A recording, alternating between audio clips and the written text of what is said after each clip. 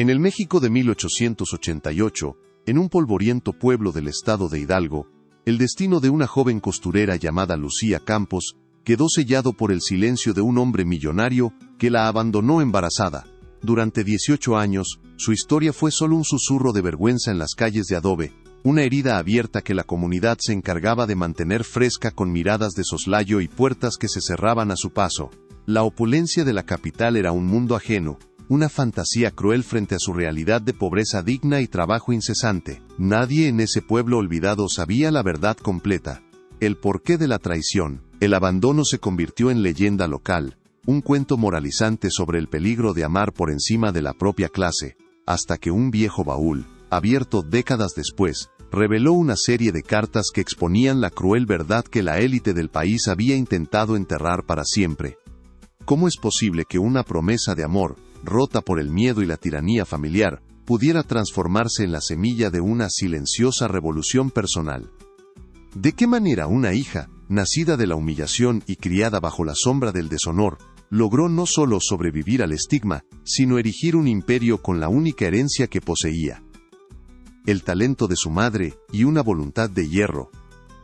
Esta es la historia de cómo la resiliencia, alimentada en el más profundo de los desprecios, puede florecer hasta desafiar a las estructuras más poderosas. Es el relato de una joven que, sin saberlo, caminaba hacia una confrontación inevitable con el fantasma de un padre que había pasado casi 2 décadas borrando su existencia de su memoria, sin sospechar que el destino los volvería a encontrar en el campo de batalla de la alta sociedad.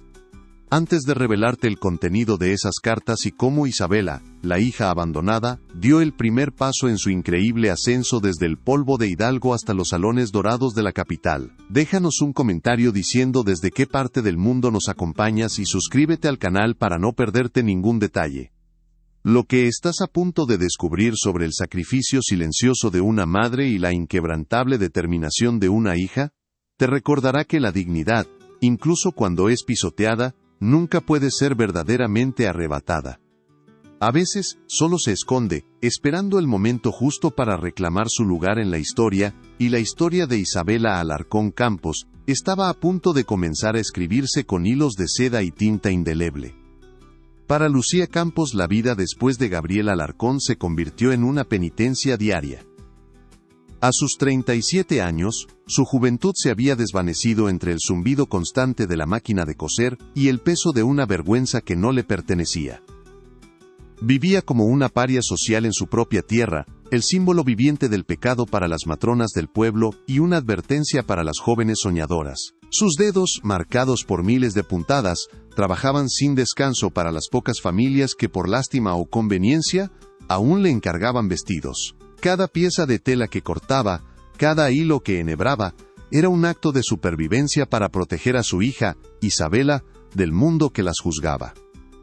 Sacrificó sus propios sueños, su reputación y su futuro por la única luz que le quedaba, la promesa de un mañana digno para la niña. Isabela Alarcón Campos, a sus 18 años, era la encarnación de una contradicción viviente. Llevaba con orgullo los 2 apellidos, un acto silencioso de desafío que su madre le había inculcado desde niña. Poseía los ojos oscuros y penetrantes de su padre, un rasgo que era una bendición y una maldición, un recordatorio constante de la herencia que le fue negada y de la herida que su madre cargaba en silencio. Creció en la pobreza, pero su espíritu se forjó con la resiliencia del acero. Era observadora, inteligente y ferozmente leal a la mujer que le había dado todo. Sin embargo, bajo su postura erguida y su aparente confianza, se escondía un orgullo herido y una desconfianza profunda hacia el mundo de los ricos, un mundo que le había arrebatado la posibilidad de tener una familia completa. Su rutina comenzaba antes de que el sol tiñera de ocre las casas de adobe. El aire en su pequeño hogar olía a tela, a polvo y al guiso humilde, que se cocinaba a fuego lento. Madre e hija trabajaban juntas, en una sincronía forjada por años de complicidad. El silencio entre ellas a menudo era más elocuente que las palabras, lleno de las preguntas que Isabela nunca se atrevía a formular, y las respuestas que Lucía temía dar. En los retazos de tela sobrantes, Isabela dibujaba diseños de vestidos que solo existían en su imaginación, soñando con una tienda propia en la capital, un lugar donde el nombre de su madre fuera sinónimo de arte, no de deshonra. Esa paz frágil, construida sobre un dolor compartido, era su único refugio, un mundo donde eran solo ellas dos contra la crueldad silenciosa del exterior. A cientos de kilómetros de distancia, en la opulenta Ciudad de México, Gabriela Alarcón vivía en un universo paralelo. Su nombre era sinónimo de poder, su fortuna, construida sobre minas de plata y el sudor de miles de hombres, parecía infinita. Para él, el pueblo de Hidalgo era un recuerdo borroso, una mancha en su pasado que había logrado limpiar con éxito. Se había casado con una mujer de su clase, Matilde, y vivía una vida de apariencias impecables en una mansión de estilo europeo, rodeado de lujos que Lucía e Isabela no podían ni imaginar. Era un fantasma en sus vidas, un espectro cuya ausencia definía cada aspecto de su existencia, sin saber que la hija que había abandonado al nacer estaba a punto de convertirse en una fuerza imposible de ignorar, una que amenazaba con derrumbar el castillo de mentiras que había construido. La normalidad de su vida aislada comenzó a resquebrajarse el día en que la esposa del alcalde, una mujer conocida por su gusto exigente, quedó maravillada con un diseño que Isabela había creado para un festival local. Fue un éxito modesto, apenas un murmullo de admiración en la plaza del pueblo, pero para Isabela fue una revelación. Por primera vez, vio un camino más allá de la costura de remiendos y vestidos sencillos. Vio la posibilidad de usar su talento no solo para sobrevivir, sino para triunfar. Esa pequeña victoria encendió en ella una ambición que su madre observó con una mezcla de orgullo y terror. Sabía que ese fuego, una vez prendido, no podría ser contenido por las paredes de adobe de su pueblo. Era el principio del fin de su exilio autoimpuesto. En el México de 1888, en un polvoriento pueblo del estado de Hidalgo, el destino de una joven costurera, llamada Lucía Campos, quedó sellado por el silencio de un hombre millonario que la abandonó embarazada. Durante 18 años, su historia fue solo un susurro de vergüenza en las calles de adobe, una herida abierta que la comunidad se encargaba de mantener fresca con miradas de soslayo y puertas que se cerraban a su paso. La opulencia de la capital era un mundo ajeno, una fantasía cruel frente a su realidad de pobreza digna y trabajo incesante. Nadie en ese pueblo olvidado sabía la verdad completa, el porqué de la traición, hasta que un viejo baúl, abierto décadas después, reveló una serie de cartas que exponían la cruel verdad que la élite del país había intentado enterrar para siempre. ¿Cómo es posible que una promesa de amor, rota por el miedo y la tiranía familiar, pudiera transformarse en la semilla de una silenciosa revolución personal? ¿De qué manera una hija, nacida de la humillación y criada bajo la sombra del deshonor, logró no solo sobrevivir al estigma, sino erigir un imperio con la única herencia que poseía, el talento de su madre y una voluntad de hierro? Esta es la historia de cómo la resiliencia, alimentada en el más profundo de los desprecios, puede florecer hasta desafiar a las estructuras más poderosas. Es el relato de una joven que, sin saberlo, caminaba hacia una confrontación inevitable con el fantasma de un padre que había pasado casi 2 décadas borrando su existencia, sin sospechar que el destino los volvería a encontrar en el campo de batalla de la alta sociedad. Antes de revelarte el contenido de esas cartas y cómo Isabela, la hija abandonada, dio el primer paso en su increíble ascenso desde el polvo de Hidalgo hasta los salones dorados de la capital, déjanos un comentario diciendo desde qué parte del mundo nos acompañas, y suscríbete al canal para no perderte ningún detalle. Lo que estás a punto de descubrir sobre el sacrificio silencioso de una madre y la inquebrantable determinación de una hija, te recordará que la dignidad, incluso cuando es pisoteada, nunca puede ser verdaderamente arrebatada. A veces, solo se esconde, esperando el momento justo para reclamar su lugar en la historia. Y la historia de Isabela Alarcón Campos estaba a punto de comenzar a escribirse con hilos de seda y tinta indeleble. Para Lucía Campos, la vida después de Gabriela Alarcón se convirtió en una penitencia diaria. A sus 37 años, su juventud se había desvanecido entre el zumbido constante de la máquina de coser y el peso de una vergüenza que no le pertenecía. Vivía como una paria social en su propia tierra, el símbolo viviente del pecado para las matronas del pueblo y una advertencia para las jóvenes soñadoras. Sus dedos, marcados por miles de puntadas, trabajaban sin descanso para las pocas familias que, por lástima o conveniencia, aún le encargaban vestidos. Cada pieza de tela que cortaba, cada hilo que enhebraba, era un acto de supervivencia para proteger a su hija, Isabela, del mundo que las juzgaba. Sacrificó sus propios sueños, su reputación y su futuro por la única luz que le quedaba en la vida. Isabela Alarcón Campos, a sus 18 años, era la encarnación de una contradicción viviente. Llevaba con orgullo los dos apellidos, un acto silencioso de desafío que su madre le había inculcado desde niña. Poseía los ojos oscuros y penetrantes de su padre. Un rasgo que era una bendición y una maldición. Un recordatorio constante de la herencia que le fue negada, y de la herida que su madre cargaba en silencio. Creció en la pobreza, pero su espíritu se forjó con la resiliencia del acero.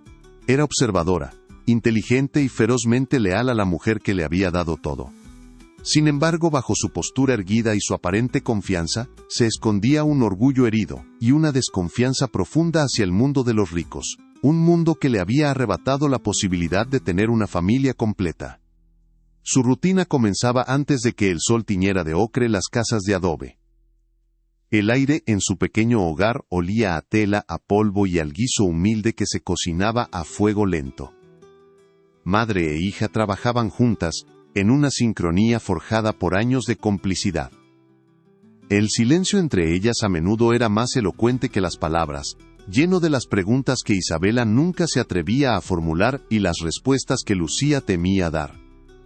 En los retazos de tela sobrantes, Isabela dibujaba diseños de vestidos que solo existían en su imaginación, soñando con una tienda propia en la capital, un lugar donde el nombre de su madre fuera sinónimo de arte, no de deshonra. Esa paz frágil, construida sobre un dolor compartido, era su único refugio, un mundo donde eran solo ellas dos contra la crueldad silenciosa del exterior. A cientos de kilómetros de distancia, en la opulenta Ciudad de México, Gabriel Alarcón vivía en un universo paralelo.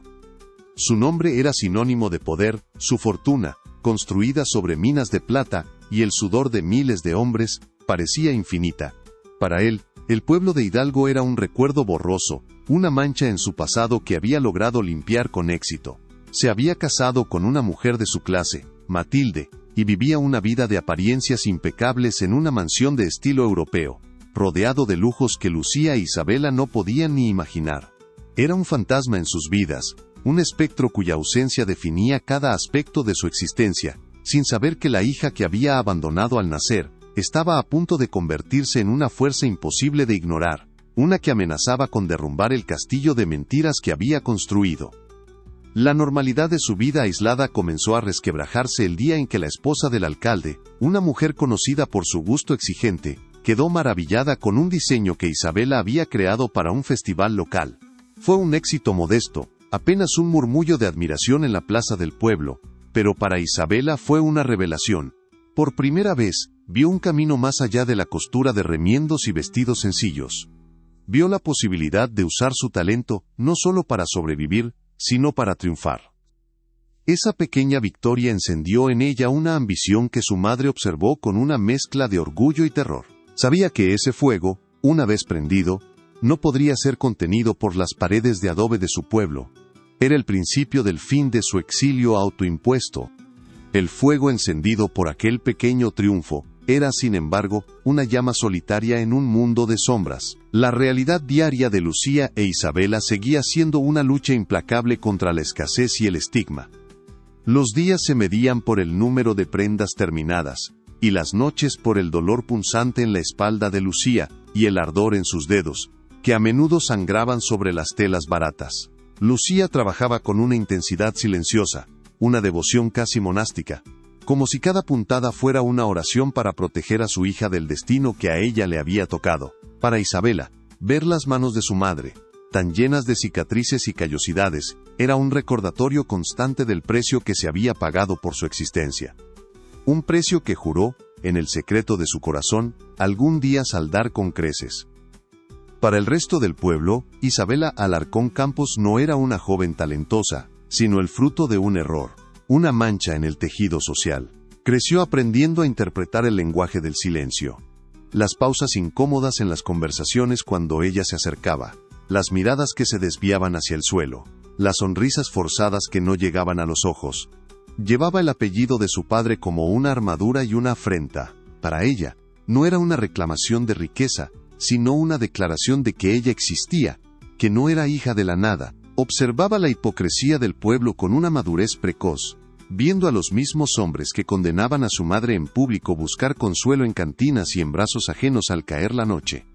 Esa dualidad le enseñó su primera lección de negocios. Las apariencias lo eran todo. El aislamiento social era un veneno lento que se filtraba en cada aspecto de sus vidas. En el mercado, las vendedoras atendían primero a las otras mujeres, dejando a Lucía para el final, como si su dinero valiera menos. Las madres llamaban a sus hijas para que entraran a casa cuando veían a Isabela pasar, susurrando advertencias sobre las malas compañías. Incluso el padre Mateo, el único que conocía la verdad de su nacimiento, las trataba con una piedad que a Isabela le resultaba más ofensiva que el desprecio abierto. Vivían en una isla rodeada por su propia comunidad, un exilio interno donde la única compañía segura era la que se ofrecían mutuamente. Esta soledad forjó entre ellas un vínculo inquebrantable, una alianza sellada no por la sangre, sino por la supervivencia compartida en un mundo hostil. Mientras ellas remendaban vestidos gastados para ganar unos cuantos centavos, Isabela a menudo cerraba los ojos e intentaba imaginar la vida de Gabriel Alarcón. Se lo imaginaba en salones iluminados por candelabros de cristal, bebiendo vino en copas finas, el aire perfumado con el aroma de puros caros y perfumes franceses. Contrastaba el olor a polvo y sudor de su taller, con el imaginado aroma a cera pulida y cuero de su biblioteca. Pensaba en él durmiendo en sábanas de lino, mientras su madre a menudo se quedaba dormida sobre la máquina de coser por puro agotamiento. Esta fantasía no nacía de la envidia, sino de una rabia fría y calculadora. No anhelaba su mundo, anhelaba la justicia. Quería demostrar que la sangre que corría por sus venas, la misma que él había negado, era capaz de construir un imperio sin su ayuda. La humillación más dolorosa llegó un día de mercado, cuando la esposa de un rico hacendado, una mujer de gesto perpetuamente agrio, vino a recoger un vestido. Inspeccionó la prenda con desdén, buscando fallos inexistentes, y luego, frente a otras clientas, declaró que el trabajo era apenas aceptable y que no pagaría el precio acordado. Lucía, con la cabeza gacha y la voz apenas audible, no discutió. Aceptó las pocas monedas que la mujer le arrojó sobre la mesa como si fueran limosnas. Isabela, que presenciaba la escena desde el umbral de su casa, sintió que algo dentro de ella se rompía y se endurecía al mismo tiempo. En ese instante, la ambición dejó de ser un sueño y se convirtió en un plan de batalla. Nunca más permitiría que su madre fuera humillada de esa manera. Lucía observaba la creciente determinación en los ojos de su hija, con un amor teñido de pánico. Veía en Isabela el mismo espíritu indomable que ella misma había poseído de joven, el mismo que la había llevado a creer en las promesas de un hombre rico y a desafiar las barreras de clase. Ese fuego la había consumido, dejándola con cenizas y un corazón lleno de cicatrices. Temía que el mundo, especialmente el mundo de los hombres poderosos, hiciera lo mismo con su hija. Intentaba, con sutileza, anclarla a la seguridad de su pequeño pueblo, recordándole los peligros de soñar demasiado alto. Pero en el fondo, una parte de ella, la parte que aún recordaba lo que era anhelar más, sentía un orgullo feroz por la joven en la que Isabela se estaba convirtiendo. Sin que su madre lo supiera, Isabela había comenzado su propia educación. Intercambiaba pequeños trabajos de costura, un dobladillo aquí, un remiendo allá, por viejos periódicos y revistas de moda que llegaban de la capital. Por la noche, a la luz de una vela, devoraba las imágenes de los vestidos de baile parisinos, estudiaba los nombres de las familias importantes en las columnas sociales, y aprendía el vocabulario de la elegancia y el poder. No solo copiaba los diseños, los deconstruía, los mejoraba en su mente, añadiendo un toque de la artesanía local, un bordado único, una silueta más audaz. Estaba forjando sus armas en secreto, preparándose para una guerra que nadie, excepto ella, sabía que estaba a punto de declarar al mundo que las había despreciado. Una tarde, mientras limpiaba, Lucía encontró el escondite de Isabela, una caja de madera llena de bocetos detallados y recortes de revistas. Su primer impulso fue el miedo, el deseo de arrojar todo al fuego para protegerla. Se quedó mirando los dibujos durante un largo rato, maravillada por el talento crudo y la audacia de su hija. Vio en ellos, no solo vestidos, sino una visión, un futuro. Sin decir una palabra fue a su propio baúl, el único recuerdo que conservaba de su dote, y sacó un pequeño rollo de encaje de Bruselas, una tela que había guardado durante casi 20 años. Lo dejó sobre la caja de Isabela. No hicieron falta palabras. Con ese simple gesto, Lucía le estaba entregando a su hija las riendas de su propio destino. El nombre de Gabriel Alarcón era el gran silencio que habitaba su hogar. Lucía nunca hablaba de él, y las pocas veces que Isabela, de niña, había preguntado por su padre, la respuesta había sido una tristeza tan profunda en los ojos de su madre que aprendió a no volver a preguntar.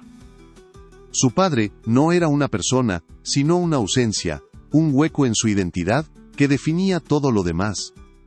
Esta falta de narrativa de explicación fue quizás el mayor catalizador para Isabela. Al no tener una historia que la atara al pasado, se sintió libre para escribir la suya propia desde cero. Su éxito no sería una forma de llegar a él, sino de superarlo, de construir un nombre, el de su madre, tan grande y respetado, que el apellido Alarcón se convirtiera en una mera nota a pie de página en su biografía. Si alguna vez has sentido el peso de una injusticia que te ha definido sin tu consentimiento, si conoces el dolor de ver a un ser querido sacrificar sus sueños en silencio por ti, deja tu like y suscríbete a nuestro canal. La historia de Isabela es un testimonio de cómo la dignidad puede florecer en los lugares más áridos. Porque lo que está a punto de descubrir, oculto en el fondo de un viejo baúl que su madre ha mantenido cerrado durante 18 años, no solo le dará las respuestas que siempre buscó, sino que también le entregará la llave para abrir las puertas del mundo que le fue negado. La primera pieza del pasado está a punto de revelarse y con ella, el primer paso hacia la confrontación. El escenario estaba dispuesto para la batalla final no en un campo polvoriento, sino en el lugar más civilizado y cruel de todos, el gran baile anual del Círculo Metropolitano. Isabela había llegado no como una invitada, sino como la artista del momento, la diseñadora cuyo nombre estaba en boca de todos. Se movía entre la opulencia con una calma glacial, observando la hipocresía en cada sonrisa forzada y cada joya resplandeciente. Cuando Gabriel Alarcón y su esposa Matilde hicieron su entrada, un silencio cargado de expectación recorrió el salón. Matilde llevaba el vestido del colibrí, una obra maestra que, sin saberlo, era el testamento de un amor traicionado. Isabela la observó, no con odio, sino con la fría distancia de una estratega que ve cómo todas las piezas se alinean en el tablero. Gabriel nos saludó a los anfitriones. Sus ojos, aquellos ojos oscuros que Isabela veía cada mañana en el espejo, la encontraron a través del mar de rostros. Por un instante, el mundo pareció detenerse. Vio en ella no a la exitosa empresaria, sino el eco de Lucía, la fuerza de su abuelo artesano, y una dignidad que él mismo había perdido hacía mucho tiempo. Ignorando los murmullos de asombro y el brazo tenso de su esposa, comenzó a caminar. Cada paso que daba hacia Isabela era un golpe de martillo contra los cimientos de la vida que había construido sobre una mentira. La orquesta titubeó y luego cayó. Todo el poder y la riqueza de la Ciudad de México contuvieron el aliento, observando al magnate acercarse a la costurera que había conquistado la capital.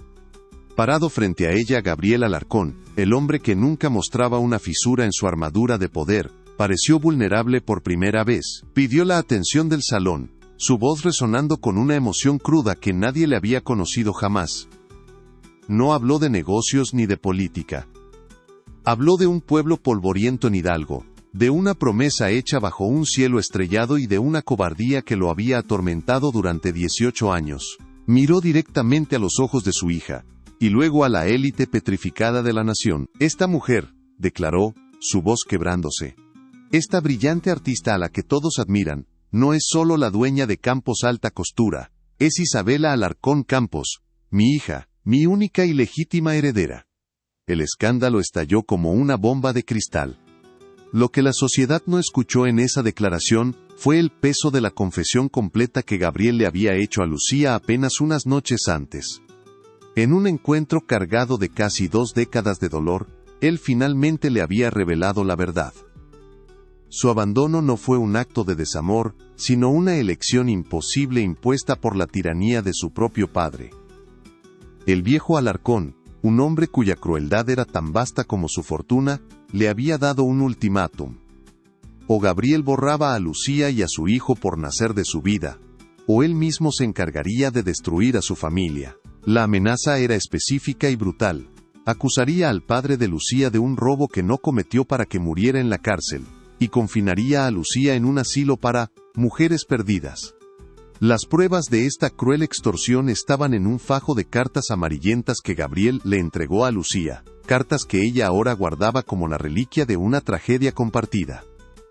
Escritas con la caligrafía fría y precisa de su suegro, las misivas detallaban el plan con una falta de humanidad escalofriante. Un escándalo se limpia con dinero, decía una de ellas, pero la sangre de un artesano mancha para siempre nuestro linaje. O la entierras en el olvido, o yo la enterraré en la miseria. Gabriel, joven y aterrorizado por el poder absoluto de su padre, había elegido lo que en su momento consideró el mal menor, la libertad de Lucía en la pobreza y el deshonor, a cambio de la supervivencia física de ella y de su familia. Un sacrificio cobarde sí, pero un sacrificio al fin y al cabo. El eco de su confesión pública ahora retumba en el Salón Dorado. Isabel está de pie, frente a la verdad, que puede destruirla o liberarla para siempre. Todo por lo que ha luchado, toda la rabia que la ha impulsado, ahora se ve bajo una nueva y dolorosa luz. Antes de revelarte cómo reaccionó ella, su madre y toda la alta sociedad a esta bomba que redefinió el honor y la vergüenza, suscríbete al canal y activa la campanita. Lo que sucede en los próximos minutos no es solo el clímax de una historia familiar. Es el momento en que un imperio construido sobre el secreto se enfrenta a la fuerza imparable de una verdad que se negó a morir. La respuesta de Isabela lo cambiará absolutamente todo. La primera en reaccionar fue Matilde. El colibrí de plata bordado en su pecho pareció de pronto un emblema de su propia humillación. Su rostro, siempre una máscara de fría compostura aristocrática, se resquebrajó, revelando un abismo de furia y vergüenza. Sin decir una palabra, se dio la vuelta y abandonó el salón. Su salida marcando el fin de un matrimonio y de una era de apariencias. Los rivales de Gabriel, por su parte, intercambiaron miradas de tiburones que huelen sangre, viendo en su confesión no un acto de valor, sino una debilidad que explotarían. Las matronas de la alta sociedad, guardianas de la moral hipócrita, se apartaron de él como si su verdad fuera una enfermedad contagiosa, susurrando juicios que sellarían su exilio social. Pero en los márgenes del salón, la reacción fue muy distinta. Elena, la anciana criada que había conocido a Lucía, observaba desde un pasillo de servicio, y las lágrimas que corrían por sus mejillas eran de pura vindicación. Entre los camareros y el personal, la noticia se esparció como un reguero de pólvora, no como un escándalo, sino como una leyenda. Para ellos, la hija de la costurera no había manchado a la élite. La había conquistado. A unas calles de distancia, en una modesta posada, Lucía recibió la noticia de un mensajero enviado por el padre Mateo. No lloró, simplemente cerró los ojos y respiró hondo, sintiendo por primera vez en 18 años que el peso aplastante de la vergüenza se levantaba de sus hombros, disolviéndose en el aire de la noche. Y en el centro de todo, Isabela miró a Gabriel. En ese instante, bajo el escrutinio de cientos de ojos, el odio que había sido el motor de su vida se evaporó, dejando en su lugar una comprensión dolorosa y profunda. Ya no veía al monstruo que la abandonó, sino a un hombre que también había sido prisionero de un legado de crueldad. No hubo un abrazo dramático, ni palabras de perdón. Solo hubo un leve, casi imperceptible, asentimiento de cabeza. Un reconocimiento silencioso de que su dolor, aunque de mundos distintos, provenía de la misma fuente envenenada. La justicia que había buscado, no llegó como una victoria aplastante, sino como una paz agridulce, la aceptación de una tragedia compartida que finalmente salía a la luz. En ese momento, bajo los candelabros que habían sido testigos de tantos secretos bien guardados, las murallas invisibles que separaban a los Alarcón de los Campos, a los ricos de los olvidados, comenzaron a agrietarse. No se derrumbaron por completo. Esas estructuras, endurecidas por siglos de tradición, eran demasiado fuertes, pero la primera piedra había sido arrojada con una fuerza inusitada. El baile había terminado prematuramente, pero la historia que nació esa noche apenas comenzaba a contarse. Gabriel Alarcón había inmolado su reputación en el altar de la verdad, e Isabela Campos había ganado su lugar en el mundo, no por la sangre que reclamaba, sino por la dignidad que nunca había permitido que le arrebataran. Nada, para nadie en ese salón, volvería a ser como antes. En los días que siguieron a la explosiva confesión en el gran baile, la Ciudad de México no hablaba de otra cosa. El nombre de Gabriel Alarcón, antes un pilar de poder inquebrantable, se convirtió en sinónimo de escándalo y ruina. Sus socios, temerosos de la mancha en su reputación, comenzaron a retirarle su apoyo, y las puertas de la alta sociedad, que antes se abrían con reverencia a su paso, se cerraron con un portazo definitivo. Para Lucía e Isabela, la vida también cambió de la noche a la mañana. Ya no eran las parias del pueblo de Hidalgo, sino las protagonistas de una leyenda que se contaba en susurros desde los salones más opulentos hasta las cocinas más humildes. El desprecio se había transformado en una mezcla de curiosidad, envidia, y una admiración renuente que era, en sí misma, una forma de victoria. En medio de ese torbellino, Isabela tomó la decisión que definiría su legado. Gabriel, en un intento por enmendar el pasado, le ofreció todo, su nombre, su fortuna, su imperio. Pero Isabela, con una calma que desarmó al hombre que lo había tenido todo, declinó cortésmente. Aceptó su reconocimiento como padre, pero anunció públicamente que su casa de moda seguiría llevando el nombre de su madre, Campos Alta Costura. No era un acto de rencor sino de honor.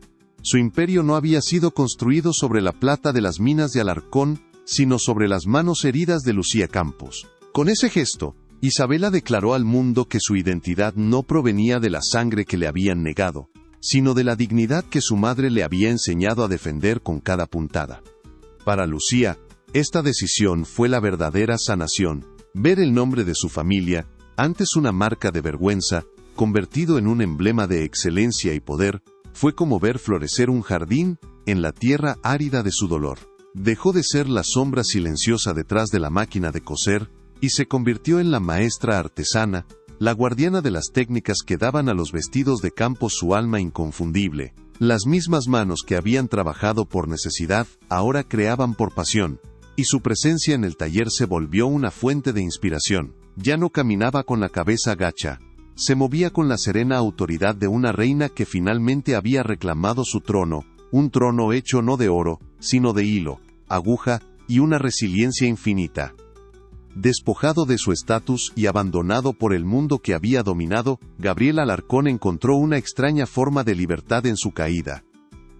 En lugar de intentar comprar el afecto de su hija con dinero, comenzó a usar los restos de su influencia de una manera que nunca antes había considerado: para servir. Se convirtió en un benefactor silencioso de la visión de Isabela, moviendo hilos en las sombras para asegurar terrenos, facilitar permisos y protegerla de los rivales que aún intentaban destruirla. Su redención no fue un acto público de contrición, sino un servicio diario y anónimo. Descubrió que el verdadero poder no residía en controlar imperios, sino en ayudar a construir el sueño de la única persona cuyo respeto realmente anhelaba recuperar, aunque supiera que nunca lo merecería del todo. La relación entre padre e hija se reconstruyó con la lentitud y la delicadeza con la que se restaura una pieza de porcelana rota. No hubo abrazos repentinos ni fáciles palabras de perdón. Su vínculo se tejió con conversaciones incómodas en el taller, con Gabriel observando con fascinación cómo Isabela transformaba un simple trozo de tela en arte. Aprendió a escuchar, a respetar su espacio y a admirar no solo a la empresaria, sino a la mujer que había sobrevivido a su ausencia. Isabela, por su parte, comenzó a ver más allá del fantasma de su abandono, descubriendo en él a un hombre quebrado por su propia herencia de crueldad. El amor entre ellos nunca fue perfecto, pero se volvió real, cimentado en el respeto mutuo y en la aceptación de sus cicatrices compartidas. El nombre Campos trascendió la moda para convertirse en un símbolo. La marca se expandió, abriendo sucursales en París y Nueva York, pero su corazón siempre permaneció en México.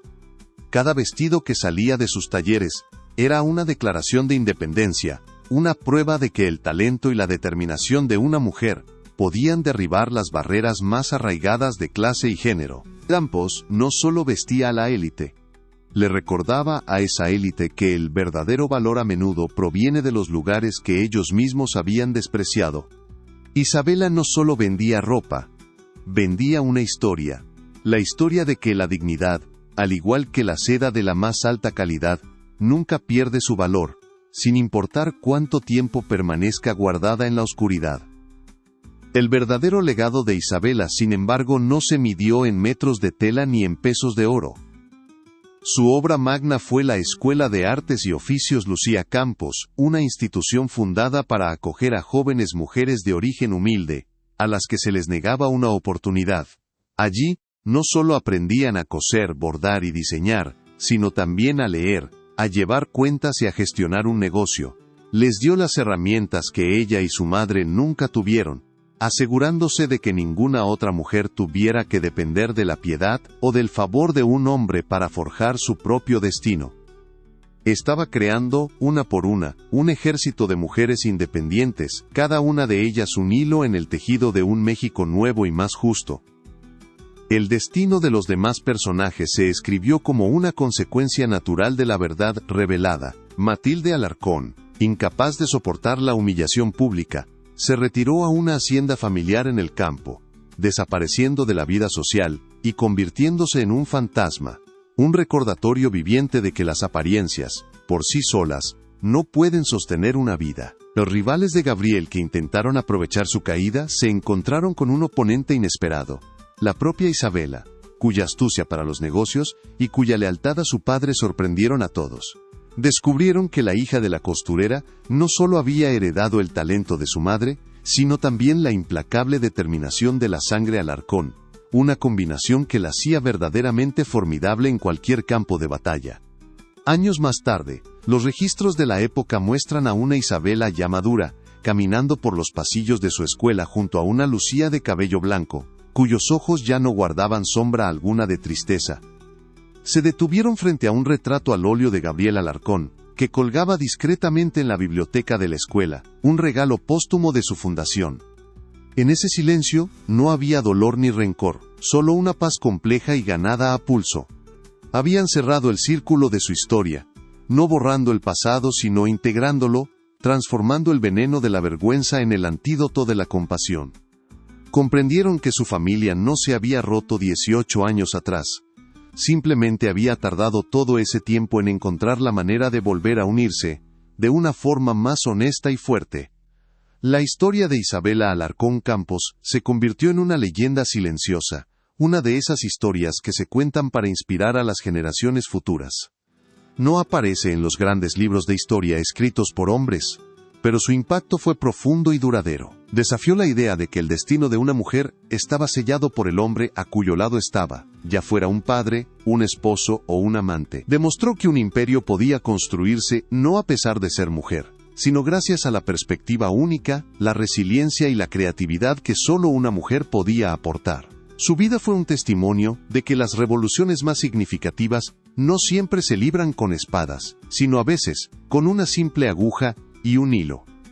Así, la verdadera herencia que Gabriel Alarcón dejó no fue su vasta fortuna, que con el tiempo se dividió y se gastó. Fue el espíritu indomable de su hija.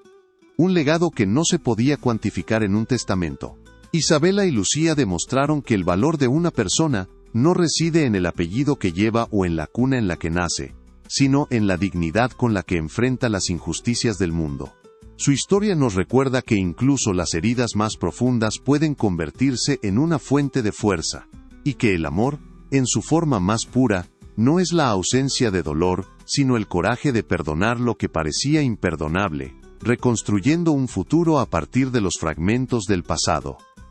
Si crees que ninguna historia de valor y resiliencia debe ser olvidada, comparte este video con alguien que necesite recordar la fuerza que llevamos dentro. Y suscríbete al canal para seguir descubriendo más destinos que el tiempo intentó borrar, pero cuyas voces se negaron a permanecer en silencio, esperando pacientemente a ser escuchadas. Gracias por acompañarnos en este viaje a través de la memoria. La ambición de Isabela, una vez encendida, ardió con la intensidad de un sol del desierto, imposible de ignorar. Su llegada a la Ciudad de México no fue la de una provinciana asustada, sino la de una conquistadora silenciosa. Con los ahorros de toda una vida y una fe inquebrantable en su propio talento, alquiló un pequeño local en un barrio modesto, bautizándolo con un nombre, que era a la vez un homenaje y una declaración de guerra: Campos Alta Costura. Al principio, la élite de la capital la ignoró, viéndola como una curiosidad pasajera. Sin embargo, sus diseños, que fusionaban la elegancia europea con la vibrante alma de la artesanía mexicana, comenzaron a susurrarse en los salones, convirtiéndose en el secreto mejor guardado de las damas más audaces y vanguardistas de la sociedad. Su taller se transformó rápidamente en un santuario de poder femenino. Contrató a otras mujeres de origen humilde, costureras y bordadoras cuyo talento había sido ignorado durante generaciones. Bajo su liderazgo, que era exigente pero siempre justo, estas mujeres no solo ganaban un salario digno, sino que recuperaban un sentido de propósito y orgullo. El aire en Campos Alta Costura vibraba con creatividad y camaradería, un mundo aparte del silencio opresivo de su pueblo natal. Isabela no solo estaba construyendo un negocio, estaba forjando una comunidad, un matriarcado de hilo y aguja, donde el mérito era la única moneda de cambio. Cada vestido que salía de sus puertas llevaba consigo la historia de las manos que lo habían creado, una narrativa de resiliencia cosida en cada costura. Mientras tanto, en la mansión Alarcón, el nombre de Campos comenzó a infiltrarse como una melodía lejana y perturbadora. Matilde Alarcón, la esposa de Gabriel, era una mujer cuya identidad estaba enteramente construida sobre su estatus social. Fría, insegura y obsesionada con las apariencias, veía el ascenso de esta desconocida costurera con un desdén que apenas ocultaba una profunda inquietud. Instintivamente, sentía en la audacia de los diseños de Isabela una autenticidad que ella misma carecía. Para Matilde, la moda no era arte, sino un arma en la constante batalla por la prominencia social, y la popularidad de Isabela representaba una amenaza directa a su reinado como árbitro del buen gusto, un desafío que no estaba dispuesta a tolerar sin luchar. El catalizador del destino llegó con el anuncio del gran baile anual del Círculo Metropolitano, el evento más exclusivo del calendario social. Era el escenario donde se forjaban y se destruían reputaciones, y para Matilde, era la oportunidad perfecta para reafirmar su supremacía. Decidió que la mejor manera de neutralizar la amenaza de Isabela era a través de una humillación sutil. Encargaría su vestido de baile a Campos Alta Costura, un acto que parecería magnánimo, pero cuyo verdadero propósito era encontrar el más mínimo defecto en la confección para exponer a la advenediza frente a toda la alta sociedad. Era un juego cruel y calculado, una trampa vestida de seda y encajes en la que Matilde estaba segura de que Isabela, tarde o temprano, caería. La cita para el diseño del vestido fue un estudio de tensiones contenidas. Matilde se presentó en el taller con un aire de superioridad, criticando las telas y cuestionando cada boceto con una condescendencia afilada. Isabela, por su parte, mantuvo una profesionalidad gélida, respondiendo a cada objeción con soluciones creativas y una calma que exasperaba a la aristócrata. Gabriel Alarcón había acompañado a su esposa, un gesto de indiferencia marital, y permanecía en un segundo plano, observando la interacción con un aburrimiento distraído. Para él, aquella joven y talentosa costurera no era más que otra artesana al servicio de los caprichos de su esposa, una figura anónima en el vasto tapiz de su opulenta vida, sin saber que estaba presenciando el prólogo del colapso de su mundo. En un momento de indecisión, mientras Matilde dudaba sobre el bordado final que adornaría el corpiño, Gabriel intervino.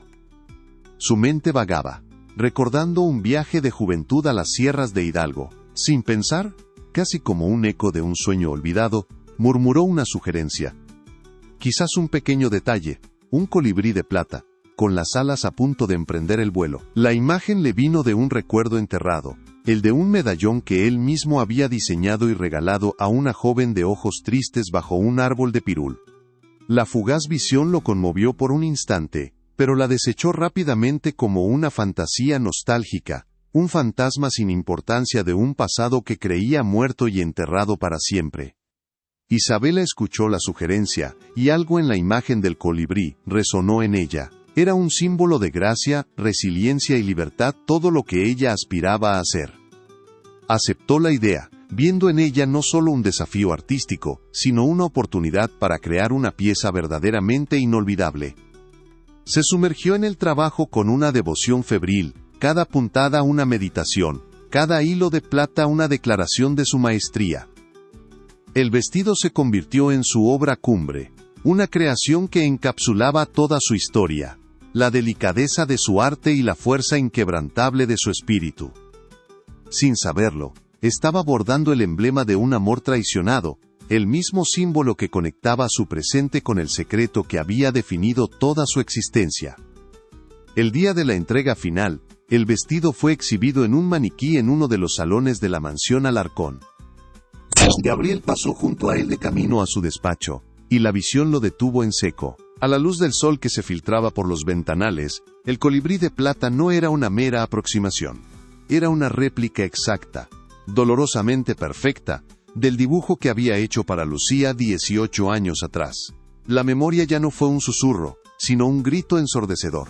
El nombre, Campos, resonó en su mente, conectándose de pronto con un pueblo polvoriento y una promesa rota. El suelo pareció desaparecer bajo sus pies. La costurera provinciana, la nueva sensación de la ciudad, no era una extraña. Era el fantasma que había pasado casi 2 décadas tratando de olvidar. El impacto de la revelación dejó a Gabriel Alarcón sin aliento, atrapado en un torbellino de pánico y culpa. Su mundo, tan meticulosamente construido sobre el silencio y el olvido, se resquebrajó en un instante. La hija que se había obligado a creer que era solo una posibilidad lejana, una abstracción sin rostro, era ahora una fuerza tangible e ineludible en el centro de su universo social. La ironía era cruel y perfecta. El éxito que ella había forjado con sus propias manos, nacida de su negligencia, era ahora el espejo que le devolvía el reflejo de su mayor cobardía. Cada elogio que Isabela recibía era una acusación silenciosa contra él, cada vestido un testimonio de la vida que él le había negado. El pasado ya no era un país extranjero, había invadido su fortaleza. Inmediatamente, movilizó sus recursos, no con la frialdad de un hombre de negocios, sino con la desesperación de un hombre que busca confirmar una verdad aterradora. Envió a su hombre de mayor confianza a Hidalgo con una sola instrucción: encontrar todo lo que pudiera sobre una costurera llamada Lucía Campos y su hija. La respuesta llegó en menos de 48 horas en un telegrama que selló su destino. El registro parroquial era inequívoco, confirmado por un padre Mateo que había esperado este día durante 18 años. El nombre completo de la joven era Isabela Alarcón Campos. La prueba documental era la lápida sobre la tumba de su negación. Ya no había lugar para la duda, solo para el remordimiento y la inminencia de una confrontación inevitable. En los días siguientes, Gabriel se movió por su mansión como un espectro. Su habitual autoridad se desvaneció, reemplazada por una vulnerabilidad que desconcertaba a su esposa y a sus sirvientes. Por las noches, el insomnio lo llevaba a su biblioteca, donde se quedaba mirando el retrato de su difunto padre, un hombre cuya tiranía se extendía más allá de la tumba. Comprendió que su fortuna, su estatus, su matrimonio, todo era un castillo de naipes construido sobre una mentira fundamental. Y en el corazón de esa comprensión, una nueva y extraña sensación comenzó a tomar forma. Un orgullo feroz por la mujer en que se había convertido su hija. No la veía como una amenaza, sino como un milagro. Una prueba viviente de que la sangre de Lucía era más fuerte que la crueldad de los Alarcón. Tomó la decisión más difícil de su vida. No podía seguir escondiéndose. Tenía que enfrentar a Lucía. Sabía que ella se encontraba en la capital, apoyando a su hija desde una discreta posada. El viaje de apenas unos kilómetros a través de la ciudad se sintió como una peregrinación a través de un desierto de vergüenza. Dejó atrás su carruaje a unas calles de distancia y caminó, un hombre despojado de su armadura de riqueza, reducido a la simple y aterradora condición de un hombre a punto de enfrentarse a las consecuencias de sus actos. Cada paso era una expiación, cada mirada de los transeúntes un juicio. Por primera vez, no era el poderoso Gabriel Alarcón, sino simplemente el hombre que había abandonado a Lucía Campos. El encuentro fue una colisión de dos mundos separados por 18 años de dolor. Cuando Lucía lo vio en el umbral de su modesta habitación, su rostro se convirtió en una máscara de incredulidad, seguida por una ola de ira fría y contenida que había estado gestándose durante casi 2 décadas. Él no intentó excusarse, simplemente se quedó allí, aceptando el peso de su mirada, un silencio cargado con el eco de todas las palabras no dichas, todas las noches de llanto, y todos los días de humillación. El aire entre ellos era denso, pesado con la historia de una promesa que se había convertido en una sentencia, y de un amor que se había transformado en la más profunda de las heridas. Era el momento de la verdad, sin importar cuán devastadora pudiera ser. Lucía fue la primera en hablar, su voz, aunque baja, cortaba como el cristal. No gritó, no lloró, con una calma aterradora, le enumeró el precio de su silencio, los dedos de su padre agrietados por el trabajo extra para alimentarlas, los susurros que la siguieron como una plaga, la vergüenza que tuvo que enseñarle a su hija a llevar como una armadura. Cada palabra era un golpe, despojando a Gabriel de cualquier justificación que pudiera haber preparado. Por primera vez, él no escuchaba una acusación, sino el testimonio de una vida que él había destrozado. Y en ese momento de cruda honestidad, supo que no había redención posible para él, solo la obligación de confesar la verdad completa, sin importar el costo para sí mismo. Fue entonces cuando Gabriel, con la voz quebrada, le reveló el secreto que lo había encadenado. No fue por falta de amor, sino por un exceso de miedo. Le contó sobre el ultimátum de su padre, o borraba a Lucía y a su hijo nonato de su vida, o el viejo Alarcón usaría su poder para destruir a su familia. La amenaza había sido explícita y monstruosa. Fabricaría pruebas para acusar al padre de Lucía de un robo que lo llevaría a morir en prisión, y la confinaría a ella en un asilo para mujeres caídas, donde su bebé le sería arrebatado al nacer. Su abandono, le confesó, fue el acto de un cobarde. Sí, pero su cobardía había sido su desesperado y retorcido intento de salvarlos de un destino aún peor. Como prueba le entregó un fajo de cartas atadas con una cinta descolorida. Eran de su padre. La caligrafía elegante y precisa detallaba el plan con una frialdad que helaba la sangre. Lucía leyó una línea al azar. Un escándalo se limpia con dinero, Gabriel, pero la sangre de un artesano mancha para siempre nuestro linaje. O la entierras en el olvido, o yo la enterraré en la miseria. La verdad en toda su monstruosa complejidad cayó sobre ella. El hombre que tenía delante no era solo su verdugo, también había sido una víctima, un prisionero de la misma crueldad patriarcal que la había condenado a ella. El odio que había sido su única compañía durante tantos años comenzó a disolverse, dejando en su lugar una vasta y desoladora tristeza.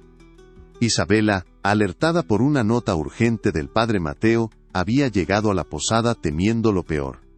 Se detuvo en el pasillo, atraída por las voces apagadas que salían de la habitación de su madre.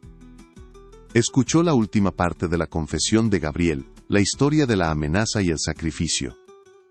Vio a través de la puerta entreabierta a sus padres, juntos por primera vez ante sus ojos, no como amantes ni como enemigos, sino como dos sobrevivientes de una misma tragedia. El pilar de rabia justa sobre el que había construido toda su identidad, se desmoronó.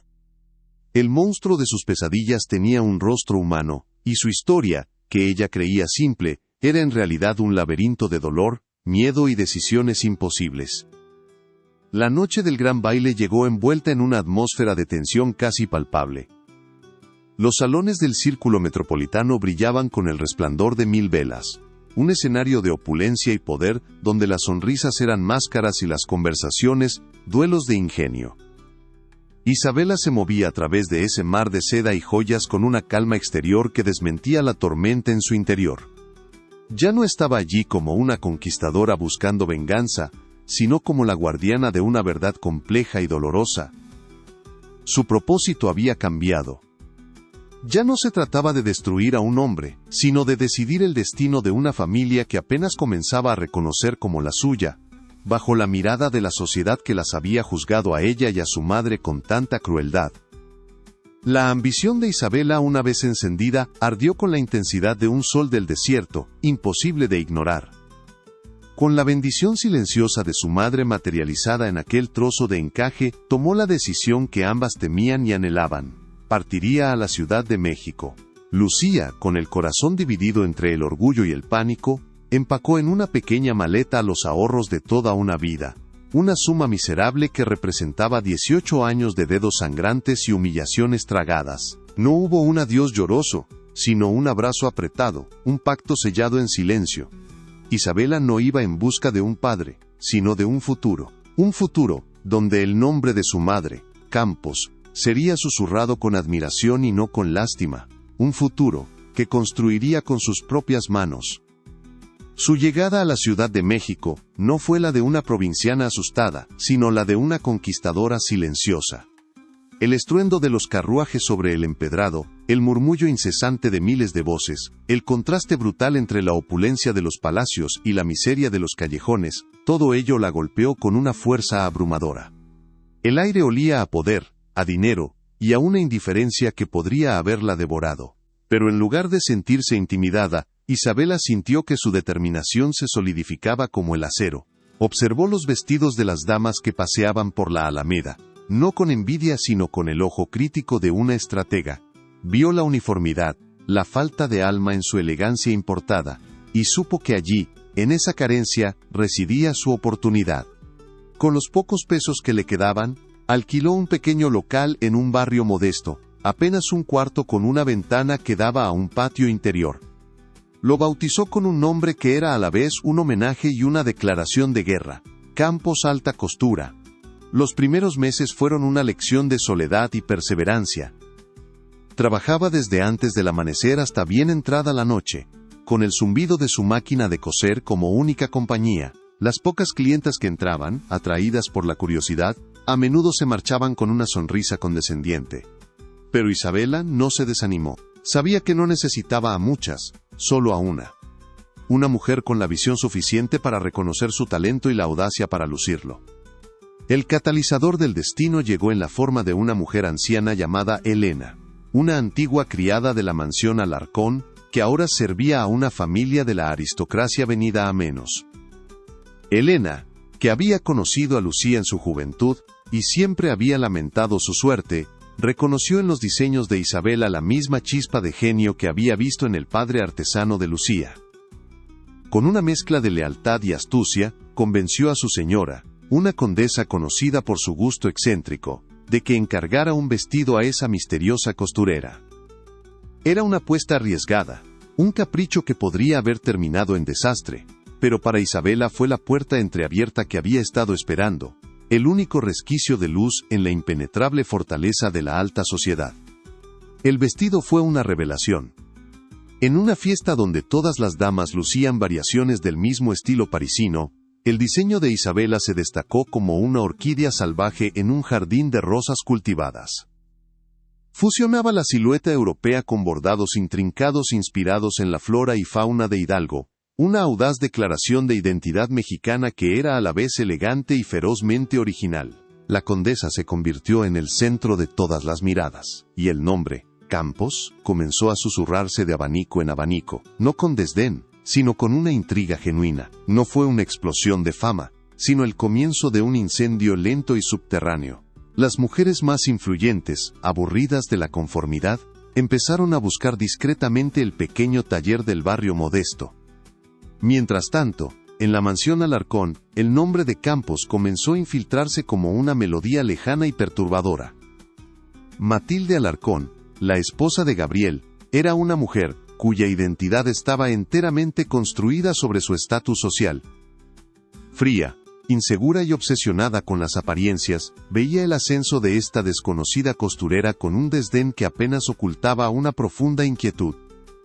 Instintivamente, sentía en la audacia de los diseños de Isabela una autenticidad que ella misma carecía.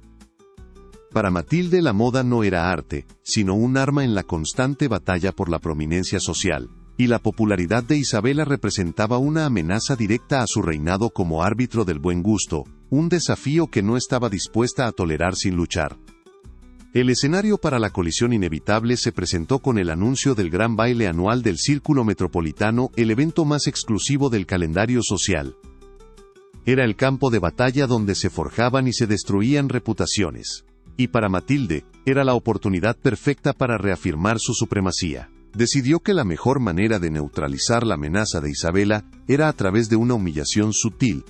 Encargaría su vestido de baile a Campos alta costura, un acto que parecería magnánimo, pero cuyo verdadero propósito era encontrar el más mínimo defecto en la confección para exponer a la advenediza frente a toda la alta sociedad. Era un juego cruel y calculado, una trampa vestida de seda y encajes, en la que Matilde estaba segura de que Isabela tarde o temprano caería. La cita para el diseño del vestido fue un estudio de tensiones contenidas. Matilde se presentó en el taller con un aire de superioridad, criticando las telas y cuestionando cada boceto con una condescendencia afilada. Isabela por su parte mantuvo una profesionalidad gélida, respondiendo a cada objeción con soluciones creativas y una calma que exasperaba a la aristócrata. Gabriel Alarcón había acompañado a su esposa, un gesto de indiferencia marital, y permanecía en un segundo plano, observando la interacción con un aburrimiento distraído. Para él, aquella joven y talentosa costurera no era más que otra artesana al servicio de los caprichos de su esposa, una figura anónima en el vasto tapiz de su opulenta vida, sin saber que estaba presenciando el prólogo del colapso de su mundo. En un momento de indecisión, mientras Matilde dudaba sobre el bordado final que adornaría el corpiño, Gabriel intervino. Su mente vagaba, recordando un viaje de juventud a las sierras de Hidalgo. Sin pensar, casi como un eco de un sueño olvidado, murmuró una sugerencia. Quizás un pequeño detalle, un colibrí de plata, con las alas a punto de emprender el vuelo. La imagen le vino de un recuerdo enterrado, el de un medallón que él mismo había diseñado y regalado a una joven de ojos tristes bajo un árbol de pirul. La fugaz visión lo conmovió por un instante, pero la desechó rápidamente como una fantasía nostálgica. Un fantasma sin importancia de un pasado que creía muerto y enterrado para siempre. Isabel escuchó la sugerencia y algo en la imagen del colibrí resonó en ella con una fuerza inexplicable. Era un símbolo de gracia, resiliencia y libertad, todo lo que ella aspiraba a ser. Aceptó la idea, viendo en ella no solo un desafío artístico, sino una oportunidad para crear una pieza verdaderamente inolvidable. Se sumergió en el trabajo con una devoción febril, cada puntada una meditación, cada hilo de plata una declaración de su maestría. El vestido se convirtió en su obra cumbre, una creación que encapsulaba toda su historia, la delicadeza de su arte y la fuerza inquebrantable de su espíritu.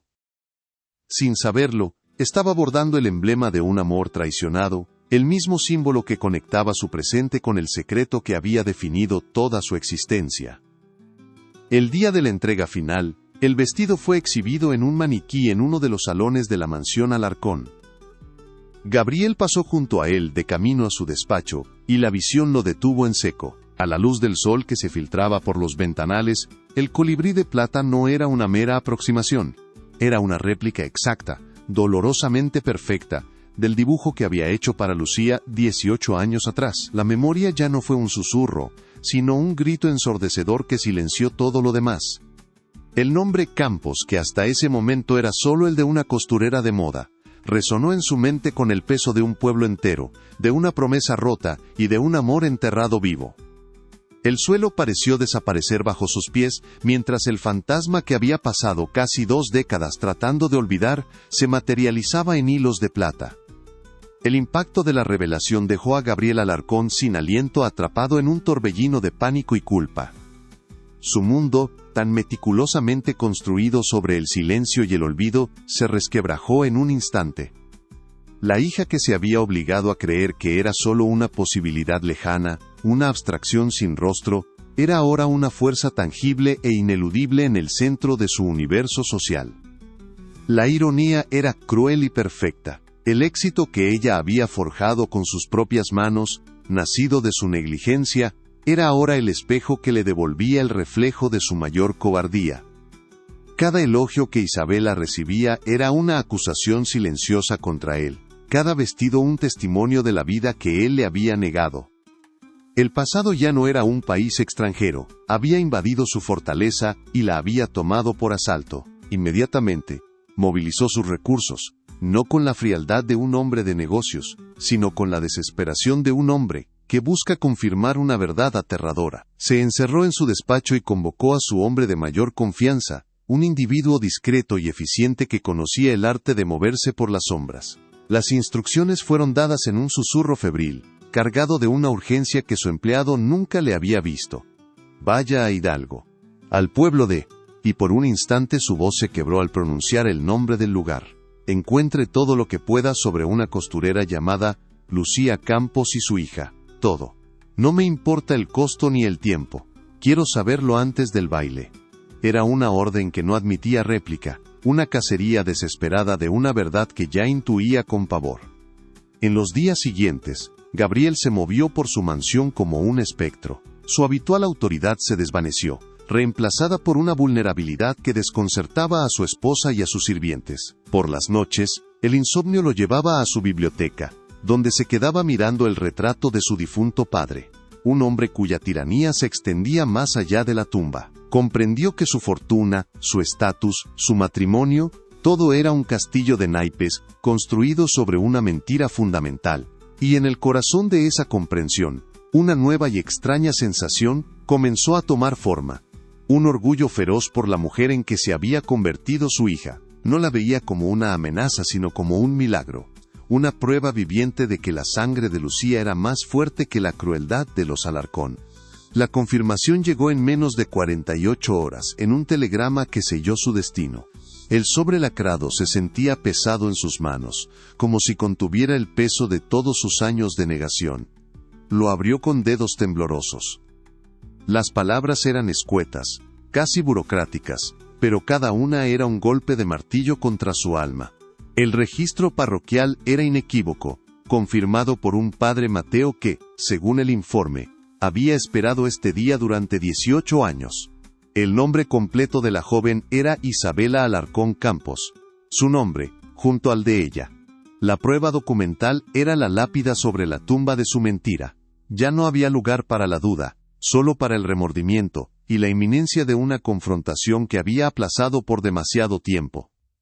Tomó la decisión más difícil de su vida. No podía seguir escondiéndose. Tenía que enfrentar a Lucía. Sabía que ella se encontraba en la capital, apoyando a su hija desde una discreta posada. El viaje de apenas unos kilómetros a través de la ciudad se sintió como una peregrinación a través de un desierto de vergüenza. Dejó atrás su carruaje a unas calles de distancia y caminó. Un hombre despojado de su armadura de riqueza, reducido a la simple y aterradora condición de un hombre a punto de enfrentarse a las consecuencias de sus actos. Cada paso era una expiación, cada mirada de los transeúntes un juicio. Por primera vez, no era el poderoso Gabriel Alarcón, sino simplemente el hombre que había abandonado a Lucía Campos y a la hija que ahora llevaba su apellido. El encuentro fue una colisión de dos mundos separados por 18 años de dolor. Cuando Lucía abrió la puerta de su modesta habitación y lo vio en el umbral, su rostro se convirtió en una máscara de incredulidad, seguida por una ola de ira fría y contenida que había estado gestándose durante casi 2 décadas. Él no intentó excusarse, simplemente se quedó allí, aceptando el peso de su mirada, un silencio cargado con el eco de todas las palabras no dichas, todas las noches de llanto, y todos los días de humillación. El aire entre ellos era denso, pesado con la historia de una promesa que se había convertido en una sentencia, y de un amor que se había transformado en la más profunda de las heridas. Era el momento de la verdad, sin importar cuán devastadora pudiera ser. Lucía fue la primera en hablar, su voz, aunque baja, cortaba como el cristal. No gritó, no lloró, con una calma aterradora, le enumeró el precio de su silencio. Los dedos de su padre agrietados por el trabajo extra para alimentarlas, los susurros que la siguieron como una plaga, la vergüenza que tuvo que enseñarle a su hija a llevar como una armadura. Cada palabra era un golpe, despojando a Gabriel, de cualquier justificación que pudiera haber preparado. Por primera vez, él no escuchaba una acusación, sino el testimonio de una vida que él había destrozado, y en ese momento de cruda honestidad, supo que no había redención posible para él, solo la obligación de confesar la verdad completa, sin importar el costo para sí mismo o para el imperio que había construido. Fue entonces cuando Gabriel, con la voz quebrada por un sollozo que no pudo contener, le reveló el secreto que lo había encadenado. No fue por falta de amor, Lucía, susurró, las palabras saliendo con dificultad. Fue por un exceso de miedo. Le contó sobre el ultimátum de su padre, un hombre cuya voluntad era ley, y cuya crueldad no conocía límites. Le explicó que su abandono no fue una elección, sino una sentencia impuesta bajo la más terrible de las amenazas. Le confesó que, en su cobardía juvenil, había elegido lo que creyó que era el mal menor, un intento desesperado y retorcido de salvarlos de un destino que habría sido infinitamente peor que la pobreza y el deshonor. Un destino que implicaba la cárcel para su padre y el manicomio para ella. Isabela, alertada por una nota urgente del padre Mateo que le advertía de la visita de Gabriel, había llegado a la posada temiendo lo peor. Se detuvo en el pasillo, con el corazón latiendo desbocado, atraída por las voces apagadas que salían de la habitación de su madre. Escuchó la última parte de la confesión de Gabriel, la historia de la amenaza y el sacrificio. Vio, a través de la puerta entreabierta, a sus padres, juntos por primera vez ante sus ojos, no como amantes ni como enemigos, sino como dos sobrevivientes de una misma tragedia. El pilar de rabia justa sobre el que había construido toda su identidad se desmoronó. El monstruo de sus pesadillas tenía un rostro humano, y su historia, que ella creía simple, era en realidad un laberinto de dolor, miedo y decisiones imposibles.